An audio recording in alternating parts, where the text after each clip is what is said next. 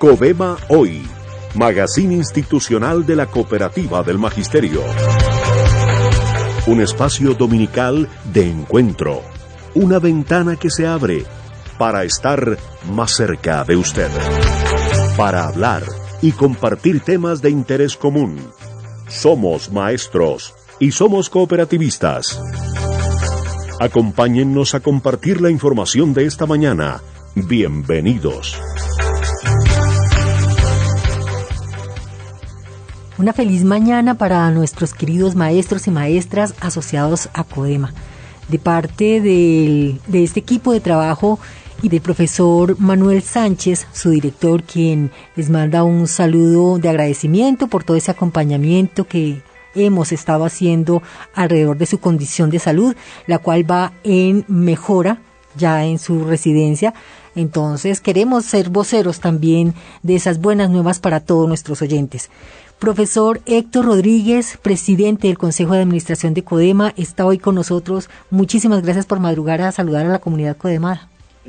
Muchas gracias por la invitación que me hacen y también un saludo cordial a todos los compañeros maestras y maestros asociados a la Cooperativa del Magisterio, como también a las personas que hacen posible el desarrollo de la cooperativa, que son los trabajadores. Profesor Héctor, ya el Consejo de Administración realizó la primera sesión de este 2022 para mirar el plan de trabajo en el transcurso del año. Usted tiene unas cifras con lo que fue el cierre del año 2021 y también estaremos hablando sobre una decisión mirando hacia futuro, como es la ampliación de nuestra base asociada.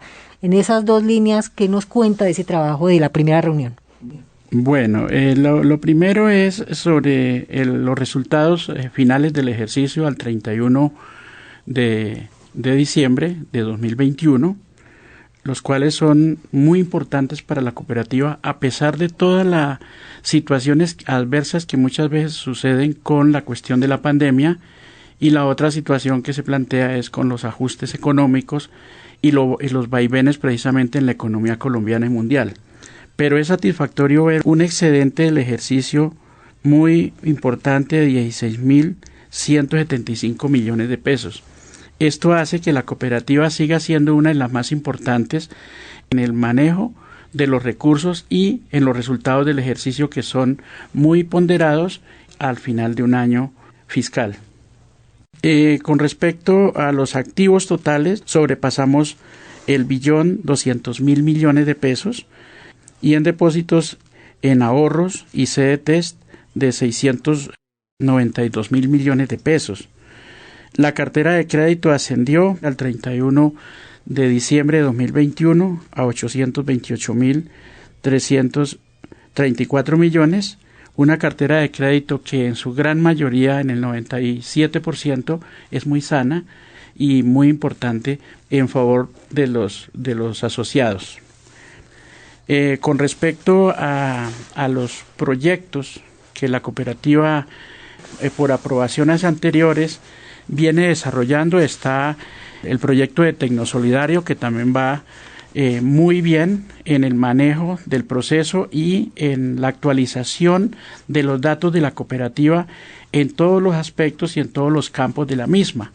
Y se espera que antes de finalizar el año ya la migración esté completamente al 100% para ofrecer un mejor servicio a los asociados, como también a la cooperativa misma, y poder entregar unos resultados favorables a los entes de control y a la misma comunidad. El otro tema importante, el crecimiento de la base social. Primero, la invitación que hacemos la administración y el Consejo de Administración para que los docentes del Magisterio de Bogotá nombrados en propiedad, que aún no se han afiliado a nuestra cooperativa, lo puedan hacer en el transcurso del año. Este punto, que ha sido muy reflexionado durante los últimos años en la institución, pues ya hace parte de esa reforma estatutaria que se logró hace 3 años. ¿De qué depende el inicio de esta gran campaña para darle la apertura a la cooperativa a muchos docentes que sabemos están ansiosos de llegar a convertirse en asociados de CODEMA? Lo primero es la voluntad política precisamente de la administración, del Consejo de Administración, de la misma Asamblea, precisamente para podernos enrutar en ese trabajo tan importante que tenemos que hacer. La cooperativa legalmente lo puede hacer, no tenemos ningún impedimento para ello. Lo importante es empezar a hacer un trabajo precisamente de conocimiento a estas entidades territoriales para poder avanzar y ejercer precisamente ese proceso de afiliación, ya mirando los demás territorios como Cundinamarca, Tolima, Boyacá y todo lo que tiene que ver con el departamento del Meta. Pero comenzaríamos precisamente con Cundinamarca, teniendo en cuenta que estamos más cerca y que son los maestros que más han solicitado ser parte de la base social de la cooperativa del Magisterio CODEMA. El Consejo tiene unos procesos y unos retos bien importantes en este año, como usted lo menciona, otros proyectos o prospectos de proyectos que se estarán debatiendo en la Asamblea General de Delegados a realizarse en el mes de marzo. En relación con la convocatoria de la Asamblea General Ordinaria de CODEMA, se planteó en el Consejo de Administración que se llevará a cabo el 26 de marzo de 2022 a las 9 de la mañana en modalidad virtual y en simultánea, precisamente para poder entregar esta información también a la Superintendencia de Economía Solidaria. Un saludo cordial a todos ustedes. Muchas gracias. Profesor Héctor, muchísimas gracias. Tendremos la oportunidad de contar nuevamente con su presencia una vez se hayan debatido, aprobado oficialmente. Son buenas noticias, podemos anticipar, eso sí, a nuestra base asociada. Y por ahora, pues, darle la bienvenida a un segundo invitado que estará en los próximos minutos dándonos a conocer sus propuestas. Están escuchando CODEMA Hoy, el magazine institucional de la Cooperativa del Magisterio.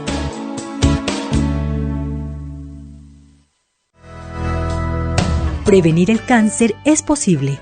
CODEMA y la Clínica del Seno adelantan un convenio integral para cuidar tu salud y tu vida.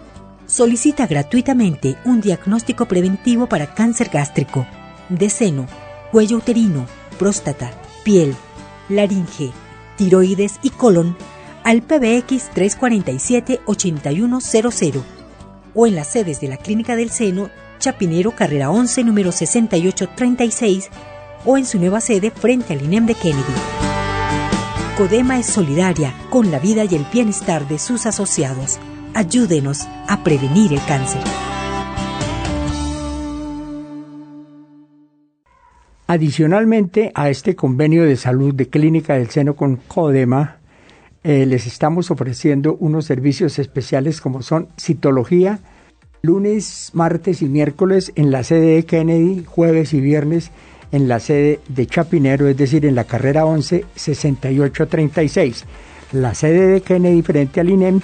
También se les está ofreciendo servicios de medicina general, odontología, servicio de laboratorio clínico dentro de este convenio, cirugías, consulta especializada y campañas de prevención.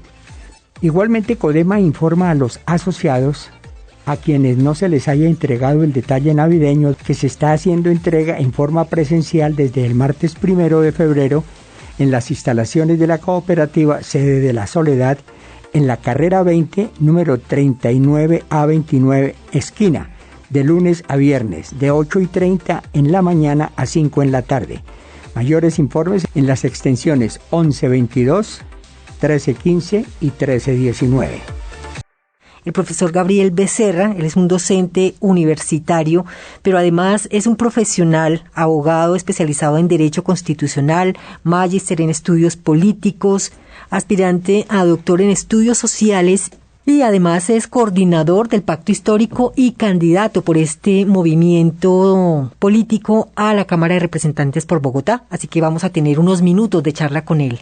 Y bienvenido Alfredo Cadena, que vuelve a acompañarnos desarrollando este tema, además porque usted está muy vinculado, ¿no? Sí, claro, yo soy parte de la Mesa Nacional de Economía Social, Solidaria y Popular. Bueno, muy bien. Señor Becerra, ¿cuál es el ambiente que usted como candidato, como gestor de un movimiento que se está abriendo muchos espacios en el país, sienten en la opinión pública, en la población colombiana? Bueno, en primer lugar, expresarles un saludo y un agradecimiento por la invitación para tratar un tema que sin lugar a dudas nos afecta a todas y todos. Y es que si uno no se involucra en los temas políticos entendidos como el derecho que todo ciudadano tiene a participar de las decisiones de la sociedad, más allá de si milita o no en un partido, la política sí se termina metiendo con tu vida, así tú no quieras, porque te va a determinar las condiciones sobre las cuales tus hijos van a ir al colegio, cómo va a ser el sistema de salud que te va a atender, cuáles van a ser las condiciones de una política de vivienda, etcétera, etcétera. Entonces, lo peor de todo sería ser indiferente frente a las decisiones políticas y ser indiferente sobre todo en un momento como el que vive la humanidad y el que está viviendo el país, que ha sido realmente catastrófico, ¿no? La economía se ha contraído a niveles nunca antes vistos, por lo menos en los últimos 150 años, y los efectos de eso en la vida de la gente han sido muy duros. Para hablar de nuestra capital, pues en el último año y medio alrededor de 1 millón de personas pasaron a la pobreza, y como lo muestran instituciones como la FAO, en Colombia hay un número de más de 4 millones de personas que no pueden comer los 3 golpes al día, para no hablar de otros indicadores sociales. En general lo que hay es una situación crítica muy grande. Esto sucede porque hay una manera como está organizada la sociedad, como está organizado el Estado, y esa manera lamentablemente privilegia a unos y excluye a las grandes mayorías. La invitación que nosotros tenemos es a que esto cambie, y que cambie de manera profunda, y es permitiendo a que un movimiento político que expresa tradiciones de lucha social desde el campo agrario, desde el campo de los trabajadores, desde el campo universitario, juvenil, de mujeres, pueda por primera vez en la historia conquistar el gobierno e iniciar un proceso de transformaciones para revertir las políticas que durante los últimos años nos han llevado a donde nos tienen. Entonces el pacto histórico es fundamentalmente la expresión de esa necesidad de cambio y va a tener una primera prueba el próximo 13 de marzo en las elecciones al Congreso, tanto Cámara como Senado, donde nosotros presentamos listas cerradas, y en la consulta presidencial. Lo que hemos percibido en concreto frente a tu pregunta es que en la ciudadanía en general hay un desencanto con la política en general, digamos, y hay una expectativa de que ojalá pudiesen cambiar las cosas. Nosotros aspiramos a canalizar esas expectativas y les decía también antes de iniciar el programa que hay sectores que están muy temerosos, ¿no? Porque hay una propaganda muy fuerte que quiere endilgar, digamos, a quienes no hemos estado al gobierno un poco de responsabilidades y de temores por lo que viene. La invitación nuestra se puede resumir en una palabra: hay que vencer el miedo y hay que permitir que la esperanza le gane al miedo y haya cambio. La Mesa Nacional de Economía Social y Solidaria está planteando una nueva economía sobre la base precisamente de que el Estado cumpla con el artículo 361 de la Constitución Nacional, que plantea la protección, promoción y fomento de las organizaciones sociales, solidarias y populares, que allí la Constitución la cobija como las formas asociativas y solidarias de propiedad. ¿Ustedes a qué se comprometen en el sentido de esa promoción y esa protección de estas formas asociativas para dar espacio a una nueva economía, no solamente a la economía neoliberal y a la economía pública, sino a la social, solidaria y popular? El pacto tiene como propósito estructural construir una nueva economía que pase por revertir lo que ha implicado durante las 3 últimas décadas, por lo menos, la política económica neoliberal, con su enfoque totalmente contrario a la concepción filosófica del cooperativismo, ¿no? Mientras el cooperativismo se basa en valores que reivindican la solidaridad, el neoliberalismo está en función fundamentalmente de fortalecer concepciones individualistas que han conllevado a las privatizaciones y demás. Entonces, en la idea que hemos planteado desde el pacto de hacer una reestructuración de la economía, logrando de pasar de esa economía extractivista que sigue supeditada, digamos, a la explotación de los recursos naturales en un mundo donde cada vez eso está colocando al límite la existencia misma de la humanidad, y trascender hacia una manera distinta de relacionarnos los seres humanos con la naturaleza, canalizar formas de energía limpia, transformar, digamos, las formas de convivencia entre la sociedad y la naturaleza. Eso exige cambiar la forma de organizar la economía y de concebir la economía. Y el cooperativismo, yo creo, es la herramienta fundamental, entre otras formas de propiedad y concepciones que incorporaríamos en un plan de desarrollo, en un primer plan de desarrollo, que iría del 2022 al 2026, para fortalecer otras formas de producción, otras formas de crear riqueza. Por eso saludamos que la mesa nacional que ustedes representan, Alfredo, hayan tenido la iniciativa de presentarnos un decálogo de propuestas concretas que nosotros hemos incorporado a uno de los grandes pactos que estamos proponiendo. Aquí en Bogotá hemos resumido 6 pactos, a nivel nacional tenemos 10 pactos. Uno de ellos es el de poder reactivar la economía y ir transformando el modelo económico, y dentro de ello todo lo que tiene que ver con la política del fortalecimiento del sector cooperativo será fundamental. Partir de los acumulados para traducir en reformas constitucionales, legales y en política pública la transformación del modelo económico, dándole espacio al sector cooperativo. Y creo que estos 10 puntos que ustedes nos presentan, que van desde el empoderamiento de la economía social, solidaria y popular, las políticas públicas para el sector cooperativo, ligar el tema educativo a la difusión, si se quiere, de los valores y de la concepción del cooperativismo desde muy pequeñitos, digamos, en la sociedad, pues es parte del compromiso que nosotros adquirimos como pacto histórico. En relación con uno de los puntos que ustedes tienen consignada en la agenda programática para estas elecciones, y desde una perspectiva de lo que ustedes defienden en esas causas sociales, ¿qué decir en relación con el trabajo digno, que es uno precisamente de esos puntos de la agenda? Tenemos en los registros del gobierno el tema del trabajo en unos índices en donde ellos asumen que la informalidad es parte del proceso de recuperación económica, cuando lo que realmente vemos en las calles es la gente en el rebusque tratando de no morirse de hambre. Pues realmente las cifras, como tú decías, son escandalosas, ¿no? Además de que el desempleo sigue siendo muy elevado, más de 2 dígitos, las cifras oficiales hablan del 12%, pero hemos estado rayando el 20% en medio de la pandemia, incluso superamos el 20% en muchos lugares, y ese empleo además tiene una característica, alrededor del 70% es informal, ¿no? Yo provengo de la ciudad de Cúcuta, y usted va a Cúcuta, por ejemplo, y más del 70%, yo me atrevo a decir que el 80, el 90% del trabajo es la informalidad, con todo lo que eso implica desde el punto de vista de garantías sociales y demás. Y eso tiene que ver con el estado al cual nos han llevado los gobernantes de este país. Y es que no hemos podido realmente construir una estructura económica que sea estable y nos permita crear empleo y trabajo digno, decente. El compromiso nuestro esencial es desarrollar el artículo 53 de la Constitución Nacional, que habla del Estatuto del Trabajo. La Constitución lleva 30 años y ha sido imposible que la clase política tradicional, que ha tenido las mayorías y que ha gobernado, expida el Estatuto el Estatuto del Trabajo. Se me vino lo del Estatuto de la Oposición porque duramos 25 años también para que los pidieran.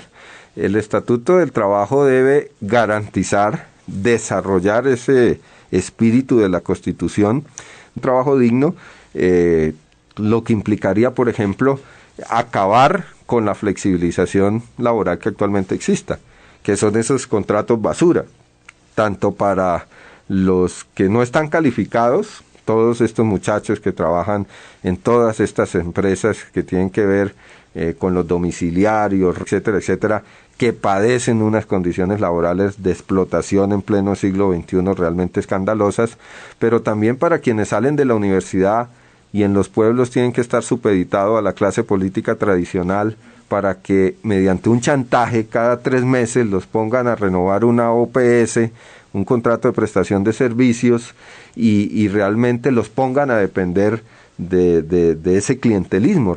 Deberían haber contratos de trabajo estables, con garantías sociales.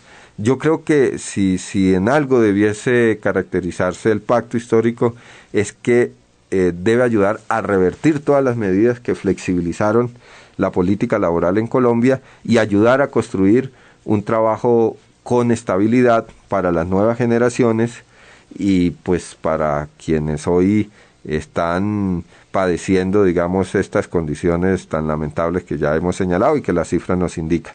Esos son los compromisos en términos generales que estamos adquiriendo. Profesor Gabriel, ¿cuál sería ese mensaje para los docentes de Bogotá de parte del pacto histórico? Yo creo que el magisterio históricamente ha venido dando unas luchas que hoy nuevamente las sigue dando por los temas de la financiación, por los temas de la estabilidad laboral, por los temas de la seguridad social, que solamente los va a conquistar si logra que haya un gobierno con la voluntad política para garantizarlos. De lo contrario va a ser imposible. A mí me parece, y yo hago un llamado respetuoso a cada maestro, a cada maestra, para que reflexione en su intimidad la responsabilidad que tiene, en el sentido de que no puede salir a la calle a reclamar su salario, no puede salir a la calle a reclamar mejoramiento en condiciones de salud, apoyando su sindicato, pero el día de la elección se le olvida eso y va y vota por el que privatizó el sistema de salud, por el que tiene una concepción distinta, digamos, desde el punto de vista de la educación, no quiere financiar la oferta, quiere financiar la demanda. Mira, hay 300.000 jóvenes que terminan el bachillerato y no pueden ingresar a la universidad. Esos 300.000 jóvenes se quedan en el desempleo, son carne de cañón para la delincuencia. En una sociedad democrática esos jóvenes deberían tener el derecho de ir a estudiar lo que quisieran. No lo pueden hacer así quieren porque los cupos de la universidad pública son limitados y un ingreso a la universidad privada pues le implica, aún en una universidad de garaje, alrededor de 3-4 millones. Si usted tiene 2-3 hijos, pues no tiene ninguna posibilidad.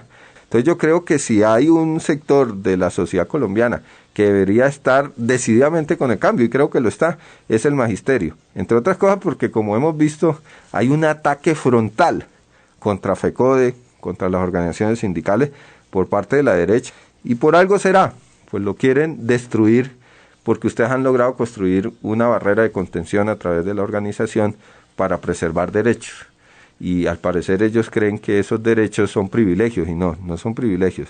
El hecho de que ustedes tengan conquistas sociales son producto de muchos años, de muchas luchas, de muchas generaciones. Y las nuevas generaciones de maestros pues tienen que ayudarnos no solamente a mantener esas conquistas, sino a ampliarlas al conjunto de la sociedad. Ese es el llamado y la invitación fraterna que hago también en mi condición de profesor universitario, cuyas condiciones son mucho más difíciles, pero en particular al magisterio colombiano. Muy bien, pues a nuestro candidato invitado, el profesor Gabriel Becerra, aspirante por pacto histórico a la Cámara de Representantes por Bogotá, le agradecemos esta mañana su disertación sobre el panorama que estamos viviendo, y muy interesante esto de unificar las agendas, la agenda de lo público con la agenda de lo que viven las personas en su cotidianidad. Es importante no perder de vista esto. Recordemos cómo se vota por Gabriel Becerra. Las listas del pacto han logrado marcar una diferencia que es bueno explicarla, ¿no? No se está votando en este caso por individualidades. En un mundo donde la política cada vez más es personalizada, ¿no? Ahorita nosotros lo que hemos hecho es cerrar las listas y entonces usted no vota exclusivamente por un individuo. Lógicamente va a revisar qué individuos están ahí, sino que usted vota por un proyecto. Y el proyecto aquí se llama pacto histórico y entonces hay que ir a marcar no por un número ni por un nombre, hay que ir a marcar donde está el logo del pacto histórico, tanto en la Cámara de Bogotá como en el Senado de la República, y pedir el tarjetón, porque no se lo van a dar, de la consulta del pacto histórico, y entre el ramillete de candidatos que hay ahí, escoger uno. Nosotros, como Unión Patriótica, estamos apoyando a Gustavo Petro, pero bueno, ahí está el liderazgo de Francia Márquez, ahí está Camilo Romero, que ayer se inscribió, están otras candidaturas, y entre todos vamos a elegir una candidatura que va a lograr reagrupar a todos quienes queremos un cambio en Colombia. El pacto es de nosotros, de las organizaciones políticas alternativas que llevamos mucho tiempo peleando, pero ante todo el pacto tiene que ser de la gente del común, que quiere buscar una transformación, así no esté organizada, y que nos dé la oportunidad a quienes no hemos gobernado, a que gobernemos y a que podamos, en medio de muchas dificultades y muchas complejidades, ser gobierno para construir un nuevo poder en Colombia. Esa es la aspiración, y vamos a dejar pues todo nuestro empeño y nuestra lucha durante los próximos años en hacer realidad ese sueño de una Colombia diferente. Muchas gracias a nuestros invitados en esta mañana e igualmente a la querida audiencia que nos ha permitido acompañarlos. Estaremos con ustedes el próximo domingo bajo la dirección del profesor Manuel Sánchez, la coordinación de Alberto Villalba, con la asistencia técnica de Dairo Espinosa y la conducción y producción periodística de Esperanza Puentes Santana. Les deseamos un feliz domingo. El próximo domingo, ustedes y nosotros tenemos una nueva cita en Codema Hoy.